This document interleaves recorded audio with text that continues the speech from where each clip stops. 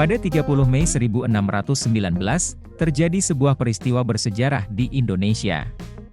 Jayakarta, kota pelabuhan yang menjadi salah satu pusat perdagangan di Nusantara, direbut oleh pasukan Belanda yang dipimpin oleh Jan Pieter Zoon.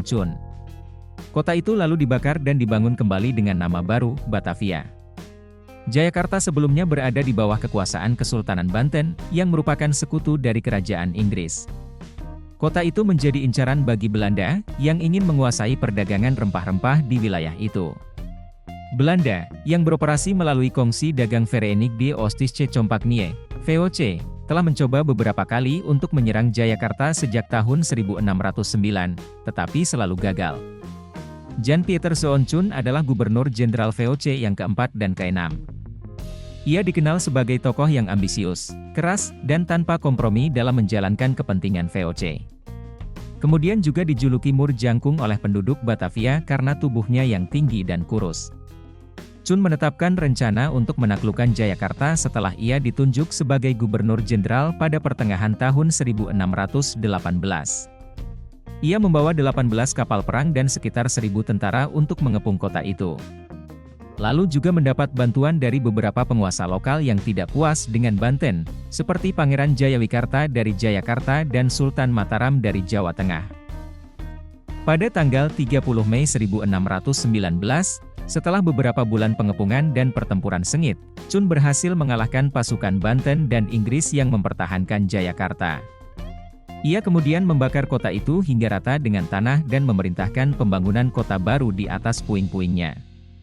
Chun memberi nama kota baru itu Batavia, yang berasal dari nama suku bangsa Belanda kuno yang disebut Batavi. Bahkan juga menetapkan Batavia sebagai pusat pemerintahan VOC di Nusantara. Dari kota ini, VOC mengendalikan perdagangan dan kekuasaan militer dan politiknya di wilayah itu. Peristiwa penaklukan Jayakarta dan pendirian Batavia ini memiliki dampak besar bagi sejarah Indonesia.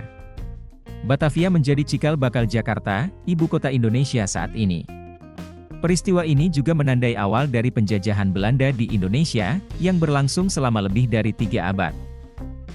Setelah mendirikan Batavia, Chun berusaha memperkuat posisi VOC di Nusantara dengan berbagai cara. Ia menerapkan sistem monopoli perdagangan rempah-rempah, mengintervensi urusan politik kerajaan-kerajaan lokal, dan memecah belah musuh-musuhnya dengan politik adu domba. Chun juga tidak segan-segan menggunakan kekerasan untuk mencapai tujuannya. Salah satu contoh paling tragis adalah pembantaian orang-orang Banda pada tahun 1621. Chun mengirim pasukan VOC untuk menyerang dan membunuh ribuan penduduk Banda yang menolak tunduk pada monopoli VOC. Hanya sekitar 600 orang yang selamat dari pembantaian itu. Chun juga menghadapi tantangan dari pihak lain yang ingin mengganggu kekuasaan VOC di Nusantara.